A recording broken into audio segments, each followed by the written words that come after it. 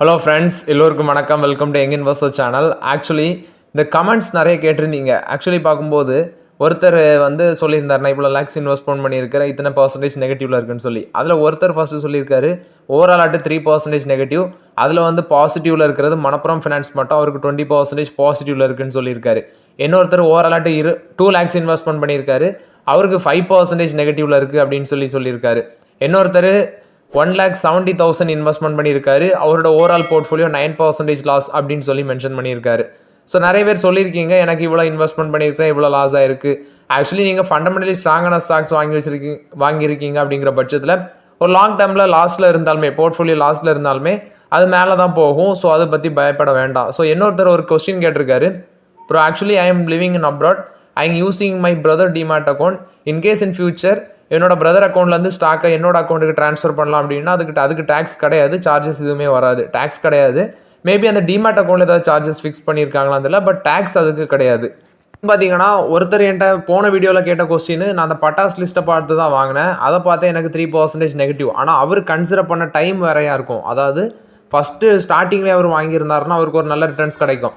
அதே மாதிரி தான் அந்த பட்டாஸ் லிஸ்ட்டில் இன்னொருத்தர் சொல்லியிருக்காரு, நான் 2 years முன்னாடி ஒரு 15.6 lakhs பார்த்தீங்கன்னா இந்த பட்டாஸ் லிஸ்ட்டில் வாங்கினேன் அப்படின்னு சொல்லியிருக்காரு. அவருக்கு 33 lakhs அது மாறி இருக்கு அப்படின்னு சொல்லி. ஸோ அவரோட ஓன் ஸ்டடியிலே இந்த சுக்ரா ஃபார்மா, பிசிசி ஃபியூப், இப்படி சில ஸ்டாக்ஸ் எல்லாமே அவர் வாங்கியிருக்காரு. ஸோ அது ஒரு நல்ல ரிட்டர்ன்ஸ் கொடுத்துருக்கு அப்படின்னு சொல்லி அவர் அப்டேட் கொடுத்துருக்காரு. ஸோ நம்ம ஸ்டாக் எப்போ வாங்குறோமோ அதை தான் முக்கியமாட்டு கவனிக்கணும். ஸோ அது ஃபண்டமெண்டலி நல்ல ஸ்டாக்காக இருந்தாலுமே ஒரு சர்டன் டைமில் அது கீழே இறங்கும்.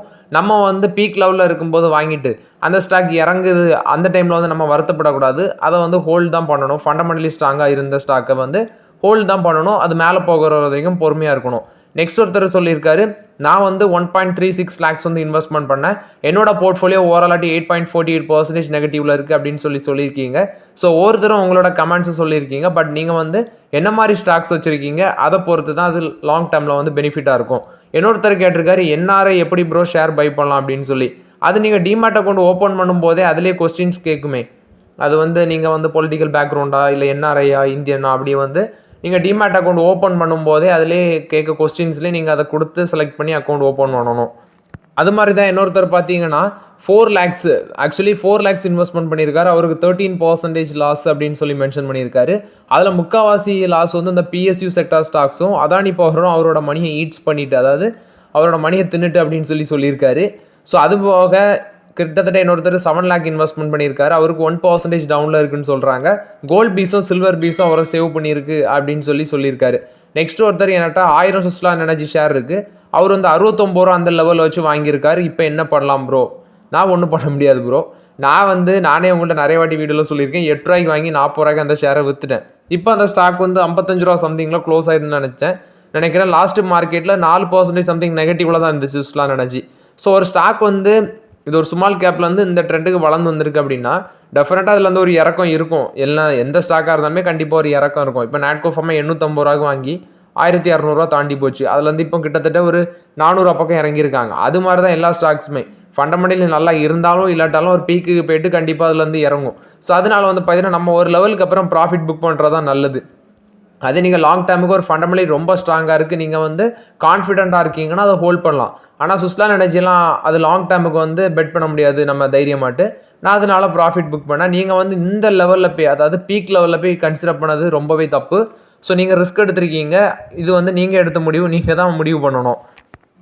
நெக்ஸ்ட் நிறைய கொஸ்டின்ஸ் கேட்குறீங்க, என்னென்னா அந்த கோல்டு பீஸ் நல்லதா இல்லை டாடா கோல்டு இடிஎஃப் நல்லதா அப்படின்னு சொல்லி. கோல்டு பீஸ் அந்த நிப்பான் கோல்டு இடிஎஃப் அது பார்க்கும்போது பார்த்தீங்கன்னா மார்க்கெட்டில் 65 rupees சம்திங்கில் இருக்குது. அதே அந்த நிப்பான் கோல்டு பீஸ் 65 சம்திங்கில் இருக்குது. டாடா கோல்டு பீஸ், அந்த டாடா கோல்டு இடிஎஃப் பார்க்கும்போது 7.69 சம்திங்கில் இருக்குது. ஸோ ரெண்டுமே ஓகே தான். ஆனால் அந்த ப்ரைஸுக்கு தகுந்தால கோல்டு அந்த வெயிட்டு பார்த்தீங்கன்னா உங்களுக்கு கிடைக்கும். விச் மீன்ஸ் 7 rupeesனால் அதுக்கு தகுந்தால கோல்டு உங்களுக்கு அதில் வரும். அது 65 ரூபானா அதுக்கு தகுந்தால கோல்டு வரும். ரெண்டுமே ஒன்று தான். ஆனால் ப்ரைஸ் குறைஞ்சாலும் அதுக்கு தகுந்தால பார்த்தீங்கன்னா உங்களுக்கு அந்த கோல்டு கிடைக்கும். நெக்ஸ்ட் பார்த்தீங்கன்னா நெக்ஸ்ட் வீக்கில் அந்த dividend, bonus, rights issue, stock split, next bonus, இதெல்லாமே டிவிடெண்ட் இதெல்லாமே அனௌன்ஸ் பண்ணுற கம்பெனிஸு. ஜான்வரி 13 அப்படின்னு சொல்லி பார்க்கும்போது ஷர்துல் செக்யூரிட்டிஸ் அப்படிங்கிற ஒரு ஸ்டாக் பார்த்தீங்கன்னா ஸ்டாக் ஸ்பிளிட் பண்ணுறாங்க. 10 ரூபா இருக்க ஃபேஸ் வேல்யூவை 2 ரூபாய்ட்டு பிரிக்கிறாங்க. இதுக்கான record date January 13, which means Monday. Next ஜனவரி 15 ரைட்ஸ் இஷ்யூ கொடுக்குறது California software company. Actually rights issue எப்படி கொடுக்குறாங்கன்னா 3 ஷேருக்கு 1 ஷேர் அப்படிங்கிற பேசிஸில் கொடுக்குறாங்க. ஆஃபர் ப்ரைஸ் வந்து 10 ரூபா ஃபிக்ஸ் பண்ணியிருக்காங்க. அடுத்தது பார்க்கும்போது நெக்ஸ்ட் வந்து பார்த்தீங்கன்னா ஜனவரி 16 ரெஜிஸ் இண்டஸ்ட்ரீஸ் 10 ரூபா இருக்க ஃபேஸ் வேல்யூ வந்து பார்த்தீங்கன்னா 1 ரூபாய்ட்டு ஸ்டாக் ஸ்பிளிட் பண்ணுறாங்க. ஜனவரி 16 ரெக்கார்ட் டேட். நெக்ஸ்ட் ஜனவரி 17 டிசிஎஸ் அந்த டிவிடன் அனௌன்ஸ் பண்ணியிருந்தாங்க 76 ரூபா, 10 ரூபா இன்ட்ரீம் டிவிடெண்ட், 66 ரூபா ஸ்பெஷல் டிவிடெண்ட். அதுக்கான ரெக்கார்ட் டேட் ஜனவரி 17. வேண்டேஜ் நாலேஜ் அகாடமி 0.1 rupees பேர் ஷேர் வந்து பார்த்தீங்கன்னா இன்ட்ரீம் டிவிடெண்ட் கொடுக்குறாங்க. அதுக்கான ரெக்கார்ட் டேட் ஜனவரி 17. ஸ்டாக் ஸ்பிளிட் அனௌன்ஸ் பண்ணுறாங்க. அருண் ஜோதி பயோ வெஞ்சர்ஸ் 10 ரூபா இருக்க ஃபேஸ் வேல்யூ 1 ரூபாய்ட்டு ஸ்பிளிட் பண்ணுறாங்க. ஜனவரி 17 record date. Jai Balaji industries 10 ரூபா இருக்க ஃபேஸ் வேல்யூ 2 ரூபாய்ட்டு ஸ்பிளிட் பண்ணுறாங்க. அதுக்கான ரெக்கார்ட் டேட் ஜனவரி 17 ஃப்ரைடே. அடுத்தது வந்து பார்த்தீங்கன்னா கிட்டெக்ஸ் கார்மெண்ட்ஸ் போனஸ் இஷ்யூ 2:1 அந்த ரேஷியோவில். கோர் டிஜிட்டல் 2:1 அந்த ரேஷியோவில் போனஸ். சட்வா சுக்குன் லைஃப் கேர் 3:5 அந்த ரேஷியோவில் போனஸ் இஷ்யூ. ஸோ இதெல்லாமே பார்த்தீங்கன்னா ஜனவரி 17 ரெக்கார்ட் டேட் வருது. நெக்ஸ்ட் ஒருத்தர் ஒரு கொஸ்டின் கேட்டிருக்காரு, bro now I sell ITC sell, now ITC sell means ITC hotel will come or not அப்படின்னு சொல்லி. அவர்கிட்ட வந்து 194 ஐடிசி ஸ்டாக் இருக்கான். ஸோ ஐடிசி நான் வந்து ஆல்ரெடி சொல்லிட்டேன் நிறைய வாட்டி. இப்போ ஐடிசி வந்து நீங்கள் வாங்கியிருப்பீங்க, முன்னாடியே வச்சுருப்பீங்க. அந்த ரெக்கார்ட் டேட்டுக்கு முன்னாடி வாங்கினவங்களுக்கு எல்லாத்துக்குமே அந்த ஐடிசி ஹோட்டல் ஷேர் கிடைக்கும். ஆஃப்டர் த ரெக்கார்ட் டேட் நீங்கள் அந்த ஐடிசி ஷேரை விற்றா கூட உங்களுக்கு அந்த ஐடிசி ஹோட்டல் ஷேர் கிடைக்கும். ஆஃப்டர் த ரெக்கார்ட் டேட், அதாவது ஜனவரி 6 அப்புறம் நீங்கள் அந்த ஐடிசி ஷேரை விற்றா கூட உங்களுக்கு ஐடிசி ஹோட்டல்ஸ் கிடைக்கும். ஸோ இது எல்லாருமே அண்டர்ஸ்டாண்ட் பண்ணிங்க. ஆனால் ஐடிசியை விற்கிறதும் விற்காததும் அது உங்களோட கருத்து. நான் சொல்கிறது ஜனவரி 6 அப்புறம் நீங்கள் அந்த ஐடி ஷேரை விற்றீங்கன்னா உங்களுக்கு ஐடிசி ஹோட்டல்ஸ் கிடைக்கும். ரெயில்டெல் கார்பரேஷன் ஆஃப் இந்தியா இவங்க வந்து மைக்ரோசாஃப்டோட பார்ட்னர்ஷிப்பில் வராங்க. இந்த ஆர்டிஃபிஷியல் இன்டெலிஜென்ட் டிரான்ஸ்ஃபார்மேஷன் கவர்மெண்ட் செக்டரில் கொண்டு வரதுக்கு. இவங்க வந்து ரெயில்டெல் கார்பரேஷன் ஆஃப் இந்தியா பார்த்தீங்கன்னா மைக்ரோசாஃப்டோட இப்போ ஒரு பார்ட்னர்ஷிப்பில் வராங்க அப்படின்னு சொல்லி அப்டேட் சொல்லியிருக்காங்க. டிசிஎஸ் என்ன சொல்கிறாங்கன்னா அந்த பிஎஸ்என்எல் கூட டீல் போட்டிருந்தாங்க. ஸோ இது மூலமாட்டு பெங்களூரில் உங்களுக்கு 25,000 சீட் கெப்பாசிட்டி கிரியேட் ஆகும். மார்ஜின் இதில் பெனிஃபிட் இருக்கும் அப்படின்னு சொல்லி சிஎஃப்ஓ வந்து இப்போ அப்டேட் கொடுத்துருக்காங்க டிசிஎஸ்ல. ஸோ கண்ட்ரியோட one of the largest software எக்ஸ்போர்ட்டராக இருக்கிறாங்க. ஸோ பெங்களூரில் வந்து இது மூலமாட்டு 25,000 சீட்ஸ் வந்து கிரியேட் ஆகும். ஸோ இந்த டீல் மூலமாட்டு அவங்களோட ஆப்ரேட்டிங் மார்ஜினும் 24.5% மார்ஜின் வந்து இன்க்ரீஸ் ஆகும்னு சொல்கிறாங்க. ஆக்சுவலி டிசம்பர் குவார்ட்டரில் அவங்களோட ஆப்ரேட்டிங் ப்ராஃபிட் மார்ஜின் பார்க்கும்போது 24.5% இருந்துச்சு. ஸோ ஓவரால் இது வந்து டிசிஎஸை பொறுத்த வரைக்கும் அப்டேட்டு. நெக்ஸ்ட் பார்த்தீங்கன்னா இந்தியன் ரயில்வேஸ் வந்து அம்ரித் பாரத் 2.0 எக்ஸ்பிரஸ் வந்து நியூ ஃபியூச்சர்ஸ் வச்சு கொண்டு வராங்க அப்படின்னு சொல்லி அப்டேட் கொடுத்துருக்காங்க. ஸோ அம்ரித் பாரத் 2.0 இதில் வந்து நிறைய ஃபியூச்சர்ஸ்லாம் வச்சுருக்காங்கன்னு சொல்கிறாங்க. அதாவது LED lights, CCTV, public information system, இப்படி நிறைய இது வச்சுருக்கோம் அப்படின்னு சொல்லி சொல்கிறாங்க. ஸோ ஓவரால் இது வந்து இந்தியன் ரயில்வேஸ் பொறுத்த வரைக்கும் அப்டேட். ஆக்சுவலி நிறைய ரயில்வேஸ் வேணும். நேற்று தான் பார்த்தேன் திருப்பூர்லேருந்து கிளம்புறதுக்கு பஸ்ஸில் வர இவ்வளோ கூட்டத்தை விட ஃபுட்போர்டு அடிக்க மாட்டாங்க, அந்த மாதிரி இருக்குது. நெக்ஸ்ட் பார்த்தீங்கன்னா அதானி குரூப் வந்து 75,000 crores வந்து சத்தீஸ்கரில் வேரியஸ் செக்டரில் நாங்கள் இன்வெஸ்ட்மெண்ட் பண்ணுவோம் அப்படின்னு சொல்லி அப்டேட் கொடுத்துருக்காங்க. இப்போ கன்சூமர் ஃபேஸிங் பிஸ்னஸாக இருக்கிற வில்மரை எக்ஸிட் பண்ணிட்டாங்க. மேபி இனி அவங்களோட ஃபோக்கஸ் வந்து பவர் செக்டர், ரினோபிள் எனர்ஜி செக்டரில் தான் இருக்கும் போல தெரியுது. நெக்ஸ்ட் பார்த்தீங்கன்னா இண்டி சிப் செமிகண்டக்டர்ஸ் இவங்க வந்து ஆந்திர பிரதேஷ் கூட ஒரு டீல் போட்டிருக்காங்க. 14,000 கோடி இன்வெஸ்ட்மெண்ட் பண்ண போகிறதாட்டு ஒரு டீல். ஸோ இது மூலம் மட்டும் இந்த சிலிக்கான் கார்பைட் சிப்ஸ் வந்து பார்த்தீங்கன்னா மேனுஃபேக்சர் பண்ணுறாங்க. கட்டிங் எட்ஜ் ஃபெசிலிட்டி வந்து ஒரு 14,000 கோடியில் வந்து அங்கே போடுவாங்க அப்படின்னு சொல்லி அப்டேட் கொடுத்துருக்காங்க ஆந்திர பிரதேஷில்.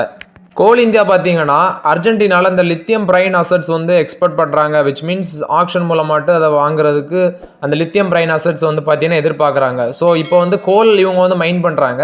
ஸோ கோல்லேருந்து டைவர்சிஃபை பண்ணி இந்த லித்தியம் செக்டருக்குள்ளே வர பார்க்குறாங்க. ஏன்னு பார்க்கும்போது ஃபியூச்சரில் வந்து பார்த்தீங்கன்னா இந்த கிரிட்டிக்கல் மினரல்ஸ் குறிப்பாட்டு லித்தியம்லாம் அந்த கேட்டகரியில் தான் வரும்.